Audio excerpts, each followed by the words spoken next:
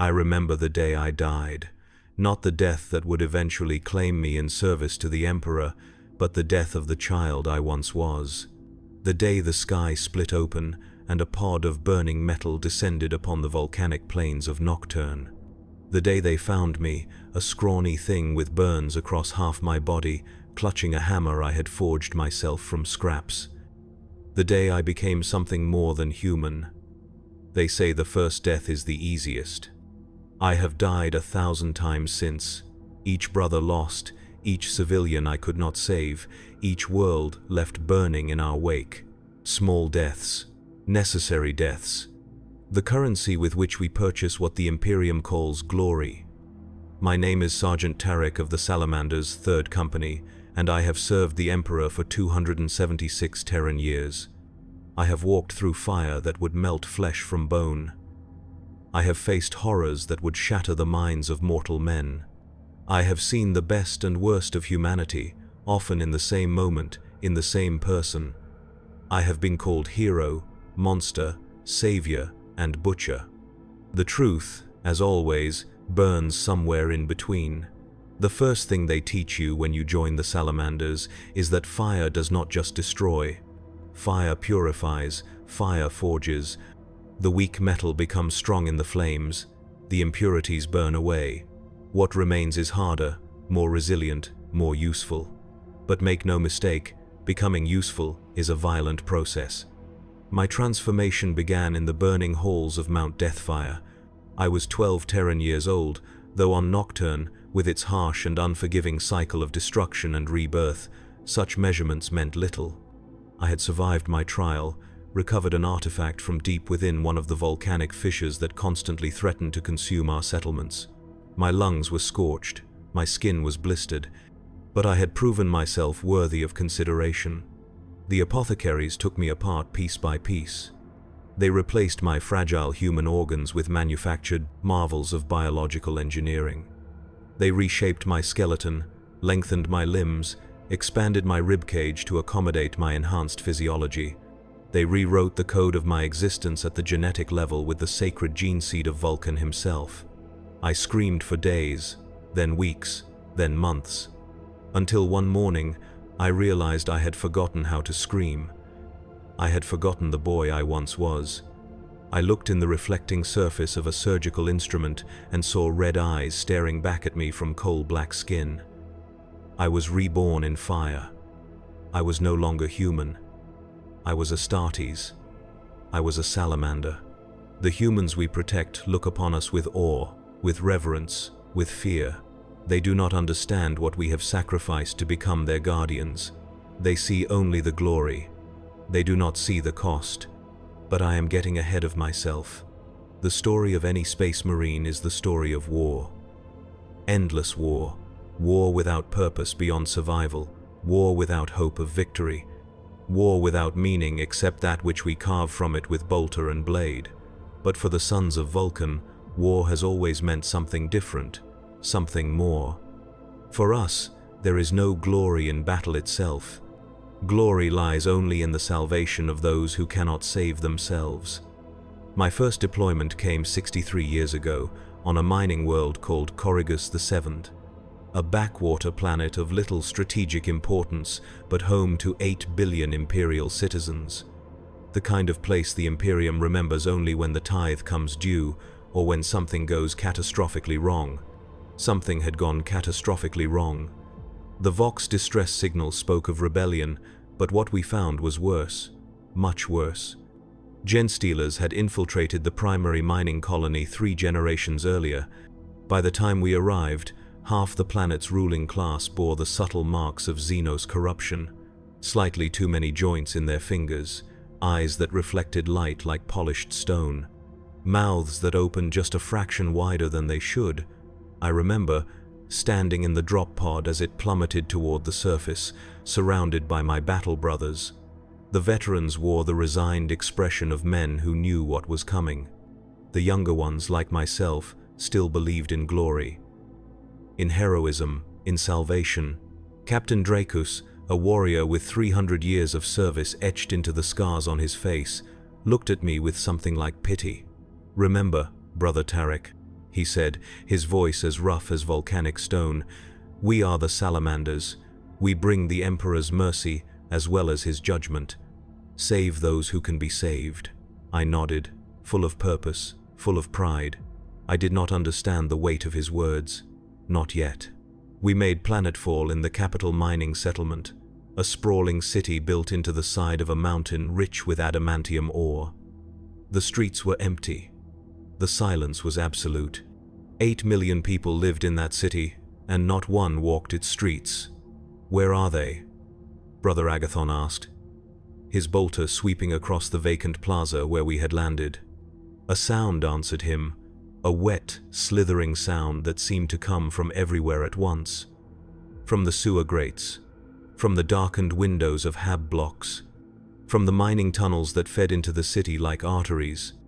"They are here," Captain Dracus said, igniting his power sword. The blue energy field hummed to life, casting ghostly light across his grim features. "They are all around us." The first wave came from below. The adamantium grates in the streets burst upward as hundreds of bodies surged from the sewer systems. They had once been human, miners, administrators, children. Now they were twisted parodies of humanity, their limbs elongated, their skulls malformed, their skin stretched tight over bulging muscles that had never been intended for human frames. I remember raising my bolter.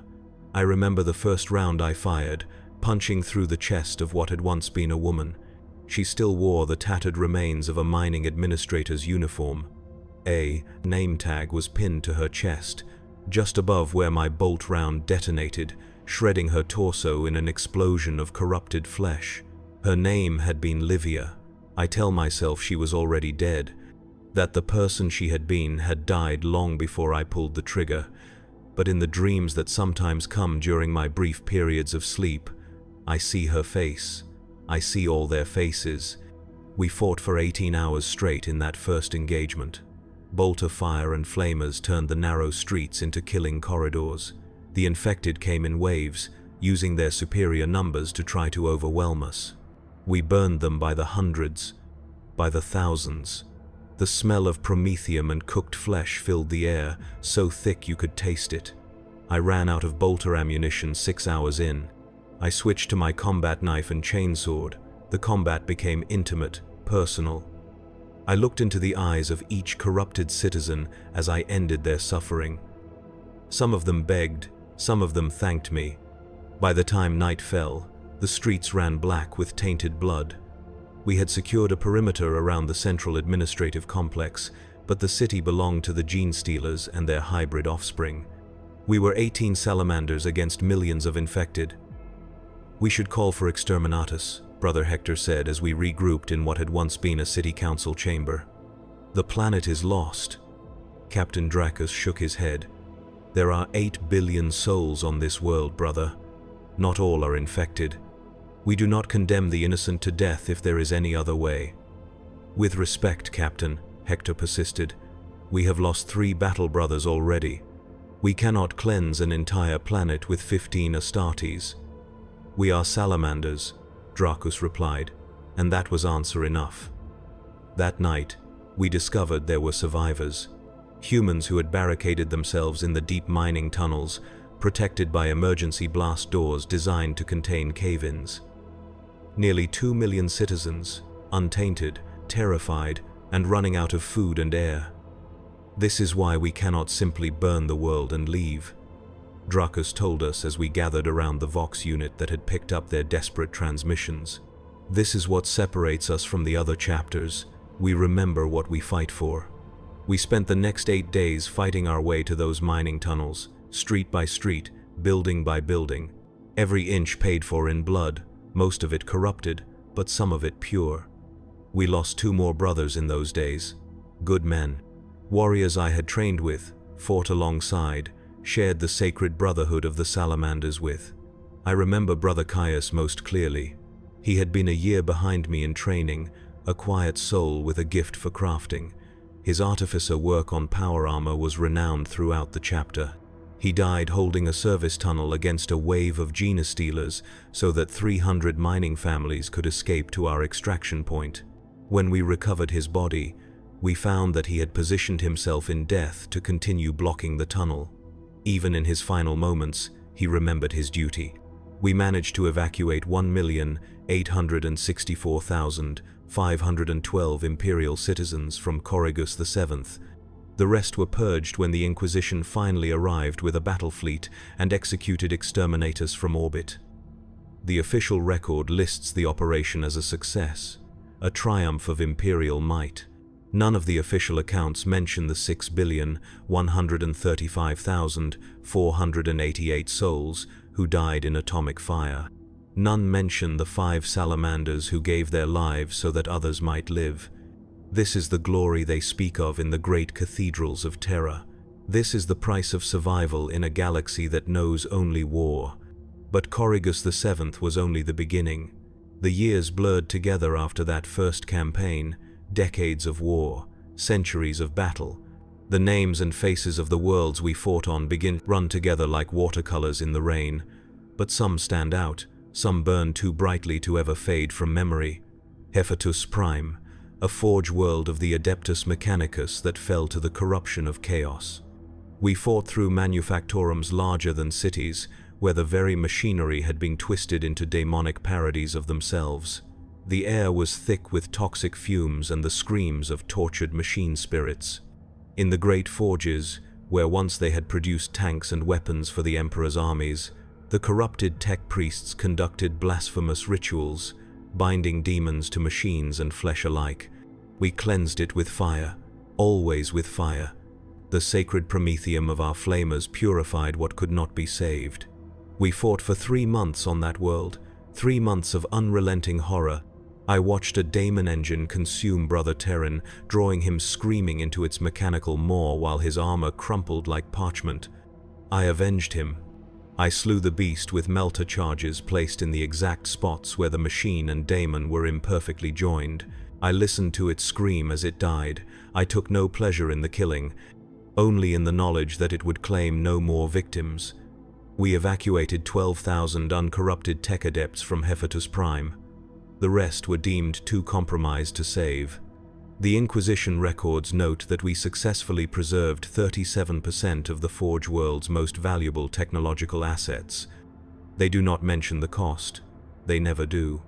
Then there was Valos 9, an agri-world on the edge of the Ultima Segmentum, a peaceful place of rolling fields and clear skies, the kind of world that reminds you what humanity is fighting to preserve.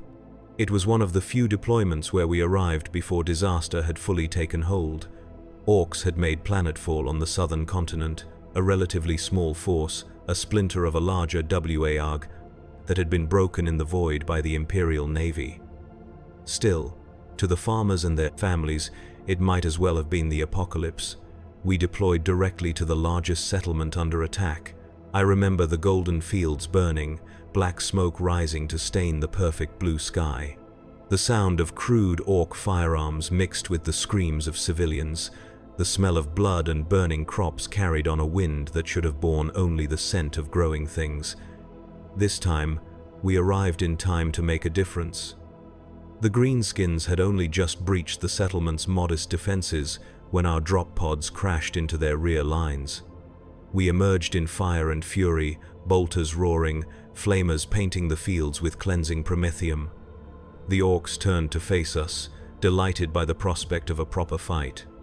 Their war boss, a hulking beast, standing 3 heads taller than even a space marine, bellowed a challenge that shook the ground beneath our feet. For Vulkan and the Emperor. Captain Dracus roared in answer, and we charged. There is a purity to combat against orcs that one rarely finds in other theaters of war. They are not corrupted humans whom we must reluctantly destroy. They are not the pawns of chaos, to be pitied even as they are purged. They are not the insidious gene stealers or the enigmatic Eldar. Orcs are made for war. They desire nothing else. In a perverse way, they are the most honest enemy we face. The battle was glorious, in the simple sense that warriors sometimes use the word blade against blade, strength against strength, will against will, no moral ambiguity, no heartbreaking choices, just the clean calculus of combat. I faced the war boss myself, alongside Brother Piriel. The creature was immense, clad in crude armor cobbled together from scavenged tanks and downed aircraft. Its power claw could shear through ceramite as if it were cloth. Its roar was deafening, spittle flying from tusked jaws large enough to engulf a human head. Piriel struck first, his power axe biting deep into the orc's shoulder. Green blood sprayed across his armor. The beast hardly seemed to notice. It swung its claw in a vicious arc that Piriel was too slow to avoid completely. The claw caught him in the side, tearing through his armor and the flesh beneath. He went down, but not before emptying his bolt pistol into the warboss's chest. The rounds detonated against the creature's armor, staggering it just enough for me to attack. My chainsword roared as I drove it into the same wound Piriel had opened. The monster bellowed in pain and rage. Its claw lashed out, catching my helmet and tearing it free, along with a layer of skin from my scalp. I felt the blood running down my face, hot against my coal-black skin. The warboss grinned at me, thinking me vulnerable. It did not understand the sons of Vulkan. It did not understand what fire forges us into. I drove forward, abandoning my chainsword, still embedded in the creature's flesh. I drew my combat knife, a simple weapon, but one I had forged myself in the volcanic fires of Nocturne. The blade glowed with heat, a modification of my own design. As the warboss reached for me with its good arm, I ducked inside its guard and drove my knife up through the underside of its jaw. The blade, superheated, passed through muscle and bone with little resistance. It continued upward into the creature's brain. The warboss's eyes widened in shock, then dulled as death took it. It toppled like a fallen tree, nearly crushing me beneath its massive bulk. The death of the warboss broke the orcs' momentum. Without a leader, they fragmented into smaller groups that were easier to isolate and destroy. By nightfall, the settlement was secure. I found Brother Piriel in the care of our apothecary. His wounds were severe but not fatal. He would fight again. He looked up at me, his face pale from blood loss, but his eyes clear and proud. "Did we save them?" he asked. "Yes, brother," I told him. "The settlement stands. The people live." He smiled then, a rare expression on the face of a space marine. Then it was worth it. We spent 3 weeks on Valos 9, hunting down the remaining orc forces and securing the settlements. We lost no brothers in that campaign. We saved nearly 3 million Imperial citizens. By any measure, it was a victory. Clean. Complete. The kind of success that the Imperium's propaganda mills transform into epic sagas to inspire the masses. And yet, even there, the grim reality of our existence intruded. On our final day, as we prepared to depart, a young boy approached me as I stood watch at the edge of the primary settlement. He could not have been more than 10 Terran years old. His eyes were wide as he took in my massive form, my battle-scarred armor, my inhuman features. "Are you an angel?" he asked me, his voice hushed with awe. I looked down at him and saw myself as I once was. A human child, fragile, vulnerable, looking up at something beyond comprehension. "No," I told him. "I am just a soldier." He shook his head, unconvinced. "My father says you're the Emperor's angels of death. He says you saved us all." "We did our duty," I replied, "nothing more." The boy studied me for a long moment. "Does it hurt?" he finally asked. "Does what hurt?" He gestured vaguely at all of me. "Being what you are." I could have lied to him, perhaps I should have. But something in his eyes demanded truth. "Yes," I said. "It hurts every day." He nodded solemnly, as if I had confirmed something he had already suspected. "Thank you," he said. Then he turned and ran back to the settlement, to his family, to his life that would continue because we had done what was necessary. I have often wondered what became of that boy, whether he grew to adulthood in peace, whether the Imperium's endless hunger for soldiers eventually claimed him as it claims all useful things, whether he remembered the truth I told him: it hurts every day. This is the glory they speak of in whispered tones. This is the honor of being one of the Emperor's chosen. This is the price we pay willingly, gladly, for we know no other purpose. But the galaxy is not kind enough to offer many victories as clean as Valos 9. Most often, glory looks like Kepharos 3, a hive world in the Segmentum Tempestus. Billions of souls stacked atop one another in mighty spires that pierced the perpetually smog-choked skies. A world that manufactured chemical weapons for the Imperial Guard, its factories belching toxic waste that turned the rain acidic and the ground barren for 1,000 kilometers in every direction.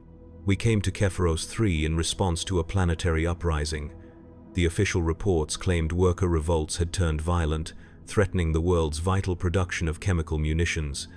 The truth, as we discovered, was more complex. The planetary governor and his administration had been systematically working the lower hive populations to death. Safety protocols in the chemical plants had been abandoned to increase production. Workers were exposed to lethal compounds without protection. Entire habitation blocks were being sealed off when contamination reached critical levels, their populations left to die in agony rather than receive expensive medical treatment. The revolt began when a group of mid-hive physicians broke imperial law by treating the afflicted workers. When the governor's forces came to arrest them, the people rose up to protect their saviors. It was not rebellion against the Imperium that drove them, but the simple, human desire to live. Not that such distinctions mattered to the bureaucrats who dispatched us. Rebellion is rebellion. Production cannot be allowed to falter. The Emperor's wars must be fed. We made planetfall at the governor's palace, a grotesque monument to excess that sat atop the highest hive spire, above the smog, under clear skies that the lower classes never saw.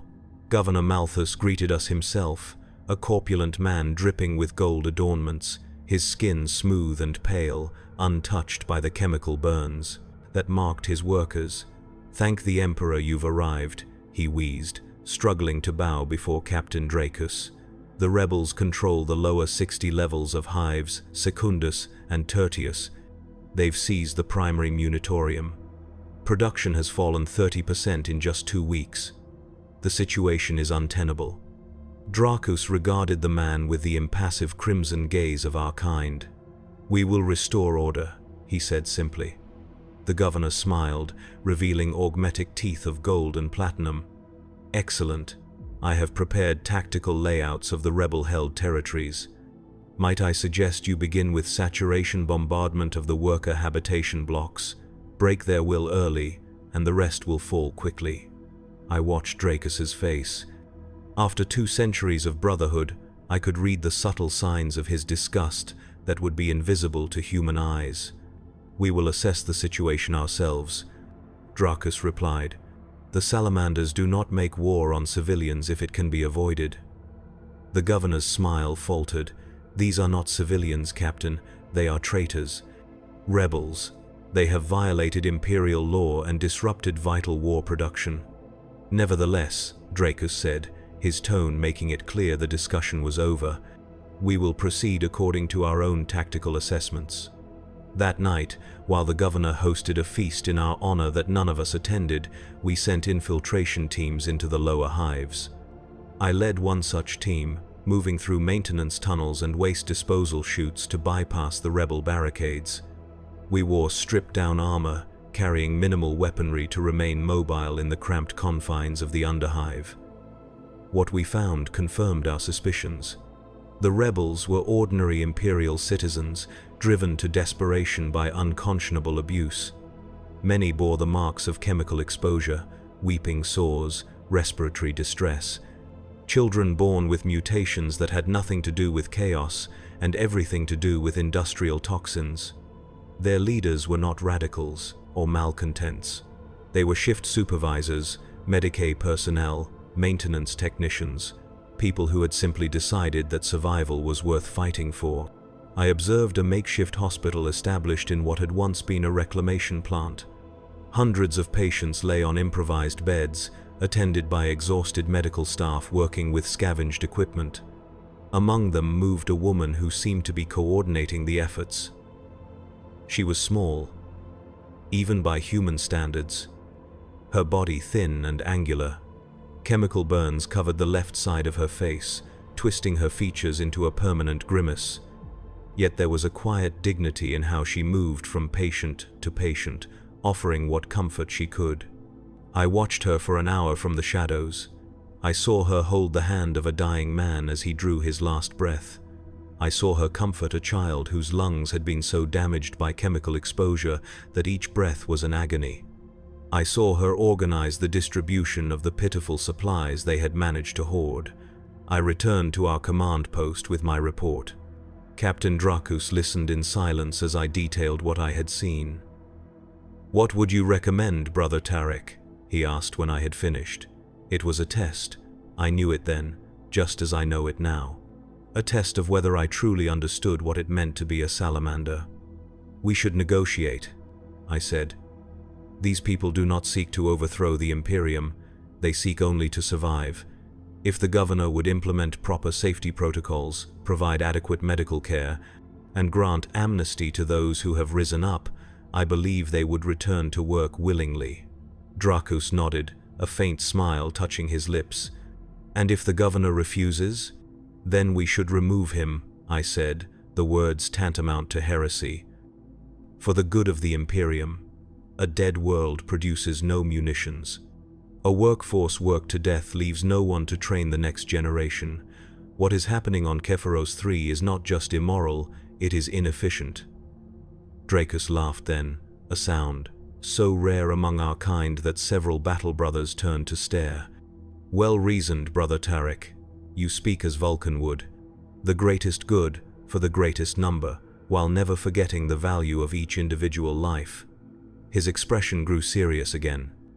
"Unfortunately, we lack the authority to remove a planetary governor, no matter how deserving. But perhaps there is another way." The next morning, Captain Dracus presented Governor Malthus with a proposal. The Salamanders would end the rebellion, but on our terms.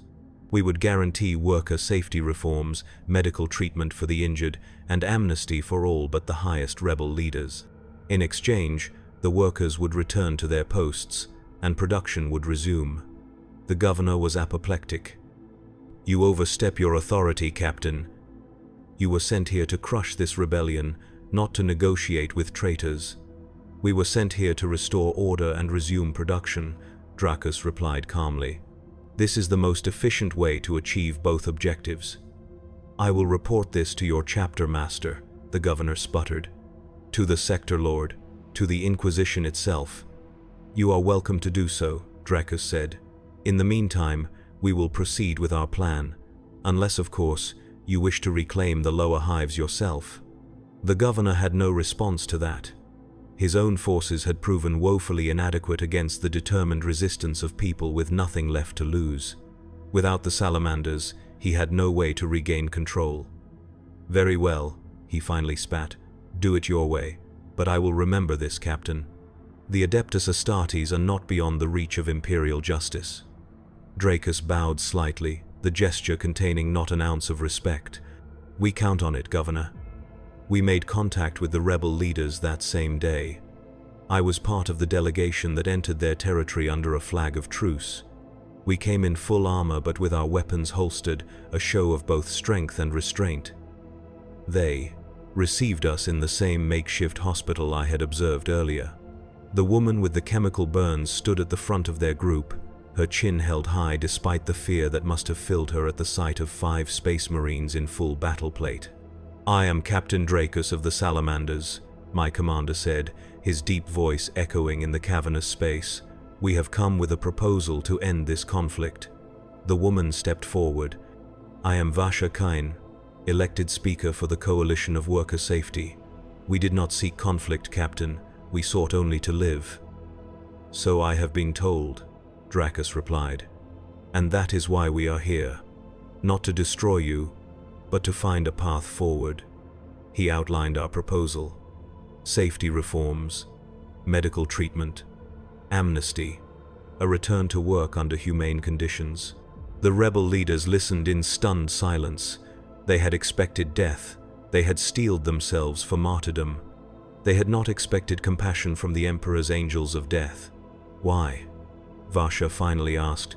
"Why would you help us? We are nothing to the Imperium." "You are everything to the Imperium," Dracus corrected her. "You are its lifeblood, its foundation. Without loyal citizens willing to toil and sacrifice, the Imperium is nothing but empty cathedrals and meaningless rituals. And if Governor Malthus reneges on these terms once you have departed?" another leader asked. "He will not," I said, speaking for the first time, "because we will not depart. Not all of us. I will remain on Kepharos III with a small detachment. We will ensure the terms are met." It was not a decision I had discussed with Captain Dracus beforehand. It was presumptuous of me to offer, and yet, when I glanced at my commander, I saw approval in his eyes. "Brother Sergeant Tarek speaks with my authority," he confirmed. "The Salamanders do not abandon those under their protection." Vasha studied us, her one good eye narrowed in suspicion.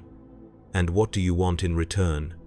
"Beyond our return to work? Nothing," Dracus said simply. She laughed, a harsh sound devoid of humor. "Forgive me, Captain, but no one in the Imperium does anything for nothing, especially not for people like us. We are Salamanders," I told her. "We were human once. Some of us remember what that means." A week later, the workers returned to their posts. Production resumed at 70% capacity within days, rising to 90% within a month as the injured recovered and returned to work. The reforms were implemented slowly, grudgingly, but they were implemented. I remained on Kepharos III for 3 years with a rotating detachment of battle brothers. We established a permanent garrison in Hive Secundus. Our presence alone was enough to ensure the governor kept his word. It is remarkable how even the most corrupt officials find their moral compass when a space marine is watching. Vasha Kane became a liaison between the workers and the planetary administration. Her burns never healed, but her spirit never broke. She visited our garrison once a month to provide updates on conditions in the hives. Over time, a cautious respect developed between us. During my final month on Kepharos III, before I was to rejoin my company for deployment to another war zone, she brought me a gift. It was a simple thing, a worker's medallion cast in bronze, the kind given to those who survive 30 years in the chemical plants. "This was my father's," she told me, placing it in my massive hand, where it looked like a child's toy. "He died of lung rot 2 days before the rebellion began. His death was the spark that lit the flame." "I cannot accept this," I said, trying to return it. "It is your legacy."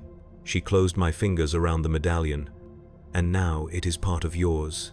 So you remember why you fight, not for glory, not for the Imperium, but for people like my father, who live and die in darkness so that others might see the light."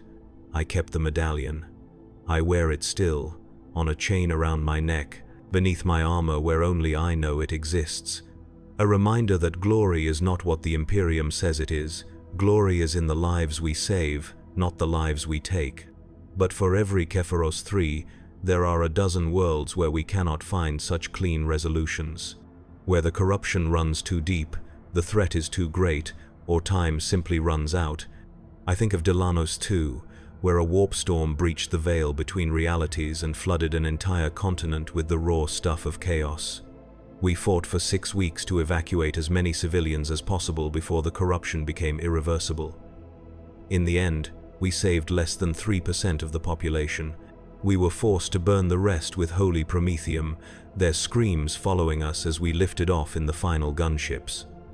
Not because they were heretics who deserved death, but because what they would become would threaten countless other worlds. I think of the death of Captain Dracus on the forge moon of Helios Secundus. He fell defending a cohort of Skitarii who had been cut off from their main forces by a Necron advance. The machine men he died protecting barely acknowledged his sacrifice, seeing it as merely the optimal tactical decision rather than the act of heroism it was. His body was recovered, his gene seed harvested, but the records of the Adeptus Mechanicus make no mention of the Space Marine captain who gave his life for their troops. I think of the schism on Avaran V, where rival imperial cults came into conflict over interpretations of the imperial creed. Both sides claimed to be the true servants of the Emperor. Both sides were willing to kill and die for their beliefs. We were sent not to judge the theological dispute, but simply to end the violence that threatened the planet's production of adamantium. I led that mission myself, having been promoted to sergeant after the death of Captain Dracus. It was my first command, and I was determined to honor his memory by finding a solution that minimized the loss of life. I spent weeks in negotiations, trying to find common ground between the warring factions. In the end, I failed. The hatred ran too deep, the conviction was too strong. When the fighting resumed, despite my best efforts, we were ordered to support the faction favored by the ecclesiarchy, regardless of the merits of their theological position. We killed thousands of men and women whose only crime was a slightly different interpretation of how best to worship the same emperor. I remember the face of High Deacon Solus, the leader of the faction we were ordered to suppress. As I led him to his execution, he looked at me not with hatred, but with pity. "You know this is wrong," he said quietly, too quietly for anyone but a space marine to hear. "You know in your heart that we are faithful servants of the Emperor." "It does not matter what I know," I replied. "Only what I must do." "And that, my son," he said, "is why the Imperium will one day fall, not from external enemies, but from within. When good men obey bad orders without question, evil triumphs. I executed him myself, a clean death, as painless as I could make it. I told myself it was a mercy. I told myself I was just following orders. I told myself many things in the dark nights that followed. None of them brought comfort. This is the glory they speak of in hushed tones. This is the honor of the Space Marine. This is the burden we bear in silence. Yet still, we endure. Still, we fight. Still, we try to remember the human hearts that beat beneath our transhuman physiology. This, more than anything, is what separates the sons of Vulkan from our brother Astartes in other chapters. We refuse to forget our humanity, no matter the cost. It is a cost paid in pain, in doubt. In nights spent staring into the darkness, questioning choices made and lives taken. Other chapters do not suffer so. The Ultramarines have their codex to guide them, their certainty in procedure and protocol. The Space Wolves have their resigned sagas, their celebration of glory in battle. The Imperial Fists have their stoicism, their emotional detachment from the horrors they witness and inflict. But we Salamanders carry each death, each failure, each compromise as a burning coal in our hearts.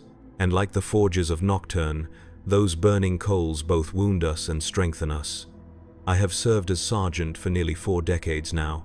In that time, I have led my battle brothers through campaigns that would break the spirit of lesser warriors. I have made decisions that haunt me still. I have watched good men die following my orders. I have ordered the deaths of millions when no other option remained. And yet, I have also witnessed moments of such profound humanity that they sustain me through the darkness. On Tartarus Prime, amid a brutal campaign against Chaos cultists, I found a child hiding in the ruins of what had once been a schola. A girl of no more than 6, clutching a singed stuffed animal, covered in ash and blood not her own. She should have been terrified of me, this massive, inhuman figure in scorched battle plate. Instead, she reached up to me with absolute trust, as if she had always known I would come for her. I carried her for 3 days through active war zones, her tiny form cradled in arms designed to crush and kill. My battle brothers modified their tactics without question, taking greater risks to protect this single, insignificant life. By any cold calculus of war, we should have abandoned her. One child against the strategic objectives of the campaign, one life against the billions that would be lost if we failed. But we are Salamanders. We do not make such calculations. We delivered her to a refugee transport bound for a safer system. I never learned her name. She never spoke a word during those 3 days. But as I handed her over to the care of the refugee coordinator, she pressed her stuffed animal into my hands. A final gift. a gesture of trust and gratitude that no tactical victory could ever match. I keep it still, that scorched toy, alongside the worker's medallion from Kephiros III, small reminders of why we fight, of what victory truly means. There was Veritas IV, a feudal world where technological regression had left the population vulnerable to a particularly virulent plague. We came not as warriors, but as saviors, escorting Medicae ships and supplies. My squad spent months traveling from settlement to settlement, establishing field hospitals, distributing treatments, burning the dead with reverence rather than contempt. The locals called us the Black Angels. They built shrines to us in their primitive settlements. They sang hymns about our mercy. It made my battle brothers uncomfortable, this worship. It is not glory we seek. But it was the first campaign in decades where we did not have to take a single human life, where every action served only to protect, to preserve, to save. When we departed Veritas IV, the planetary governor presented each of us with a pendant carved from native wood, a stylized flame that represented both our chapter and the new hope we had brought to a dying world. Such trinkets would be meaningless to most Astartes. But we, Salamanders, value these connections to those we protect. These tangible reminders that our endless war has purpose beyond mere survival. But for every Veritas IV, there is a Caelus Tertius, a world so thoroughly corrupted that no salvation is possible, only purification. Caelus Tertius was an industrial world devoted to the manufacture of sentinel walkers and other light vehicles for the Imperial Guard. Its pollution-choked atmosphere and vast factory complexes made it indistinguishable from 1,000 other such worlds scattered throughout the Imperium. What made Caelus Tertius unique was the nature of the corruption that took root there, not the familiar taint of chaos with its obvious mutations and blasphemies, not the infiltration of gene stealers with their telltale signs. For those who know how to look, something subtler, something older. The first indication that something was wrong came when sentinel shipments to frontline guard regiments began arriving empty. Crates that should have contained war machines instead contained nothing but ash and scorched metal. Investigations revealed that the machines had somehow self-immolated during transit, burning so hot that they were reduced to cinders despite the vacuum of space. When contact with Caelus Tertius itself became sporadic, then ceased entirely, we were dispatched to investigate and, if necessary, restore Imperial control. We made planetfall expecting to find rebellion or perhaps Xenos infiltration. What we found defied easy categorization. The factories still ran, the workers still attended their shifts, the machines were still built. But each night, the newly constructed sentinels and tanks would walk themselves to vast pits dug into the planetary crust, where they would climb in and allow themselves to be consumed by magma. The workers, when we attempted to question them, spoke in monotones about feeding the hunger below. Their eyes were vacant. Their movements, mechanical. They showed no fear of us, no emotion at all. They simply continued their tasks with machine-like precision. Deep scans of the planet's core revealed anomalous readings. Something dwelled beneath the crust of Caelus Tertius, something ancient, something vast, something hungry. The Mechanicus should study this, Brother Hector argued when we gathered to determine our course of action. This could be a previously unknown Xenos species, a significant scientific discovery. The Inquisition should be notified, countered Brother Malthus. This has the hallmarks of a warp entity, perhaps even a buried titan. I listened to their debate in silence, watching the factory complex through the armor-glass viewport of our forward base. Watching the mindless workers continuing their pointless labor. Watching the newly made war machines marching to their doom in perfect orderly lines. We burn it, I finally said, silencing the discussion. We burn it all. They looked at me in surprise. Of all our brotherhood, I was known as the most likely to seek alternatives to destruction, to look for the path that preserved life, even at additional risk to ourselves. It was a reputation I had earned over centuries of service, through countless campaigns where I had argued against the expedient solution in favor of the human one. "Explain your reasoning, Brother Sergeant," Hector said, his tone respectful despite his obvious disagreement. I pointed to the factories, to the workers moving like automatons through their daily routines. "They are already dead," I said quietly. "Whatever dwells below has consumed their minds, if not their bodies. And it is growing stronger with each machine it devours." "All the more reason to study it," Hector persisted. "If it can control both humans and machines, it represents a significant threat, one we must understand to counter." "And how many more will it take while we study it?" I asked. "How many ships will arrive to investigate, only to fall under its control? How many Mechanicus adepts will be corrupted in their quest for knowledge?" I shook my head. "No, some things are not meant to be understood, only destroyed." In the end, they deferred to my judgment, as was their duty. We returned to our strike cruiser and initiated a systematic bombardment of the planet's surface, targeting the factory complexes first, then the magma pits, and finally any remaining population centers. As the bombardment continued, our ship's augers detected movement beneath the planet's crust. Something vast was stirring, something ancient was waking. "Continue the bombardment," I ordered. "Focus all remaining firepower on these coordinates." The final salvo struck the location where our scans had detected the strongest anomalies. For a moment, nothing happened. Then the planet's crust began to fracture. Magma burst through in vast plumes visible from orbit. A psychic scream tore through the minds of every soul aboard our vessel, so powerful that even the non-psychers among us heard it as a distant wail of anger and pain. Then, silence. We monitored Caelus Tertius for 3 weeks. The geological activity eventually subsided.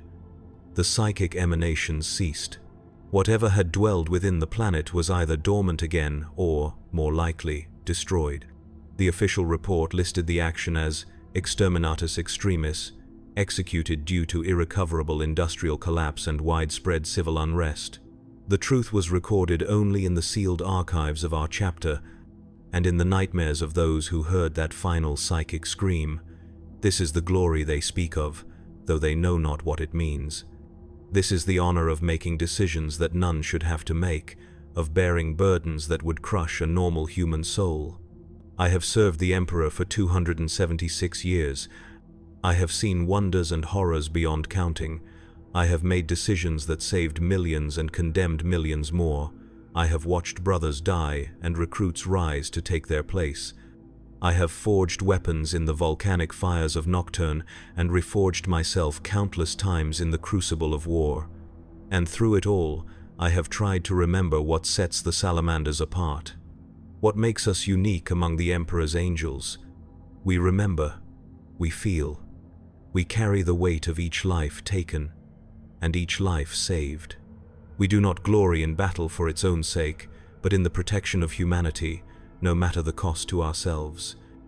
There is an old legend on Nocturne, a tale told to children as they learn the art of the forge.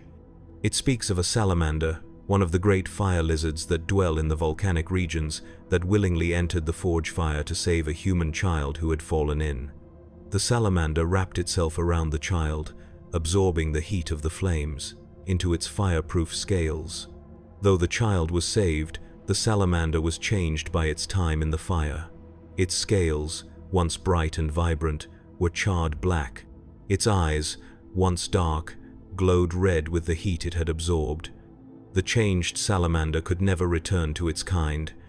It had become something other, something between worlds, neither fully beast nor anything else recognized in nature. But it had saved the child, and in doing so, found a purpose beyond mere survival.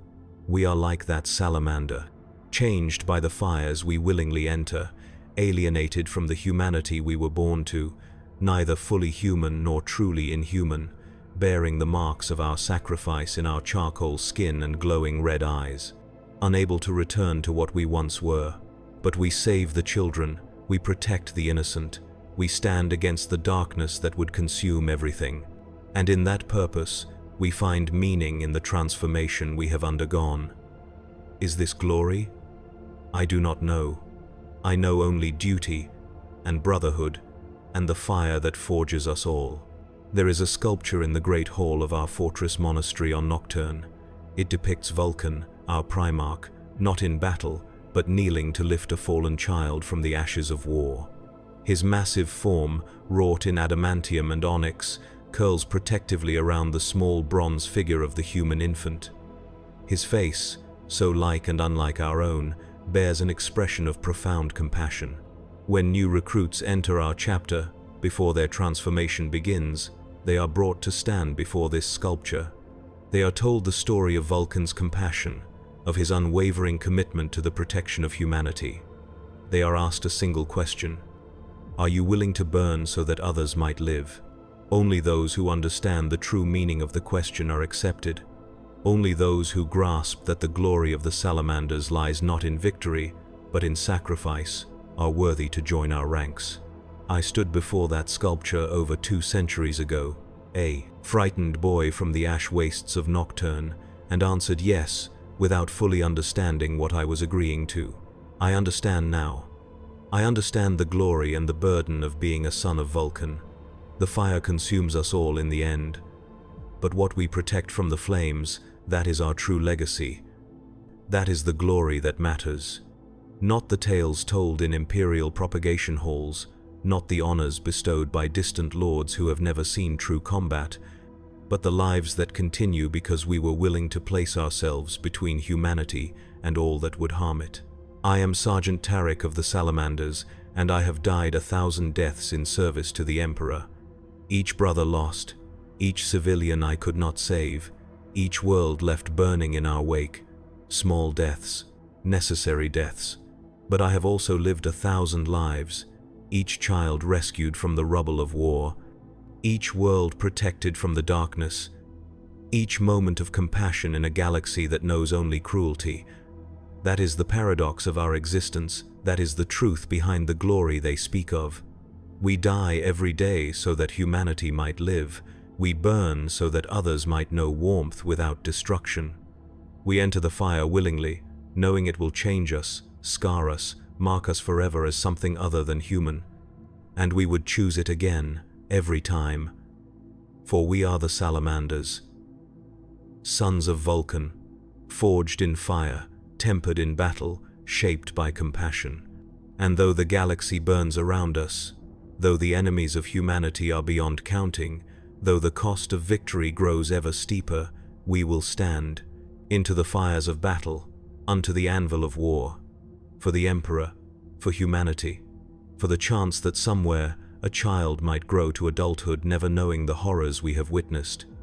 That somewhere our sacrifice makes possible a life of peace rather than endless war. That, brother, is glory.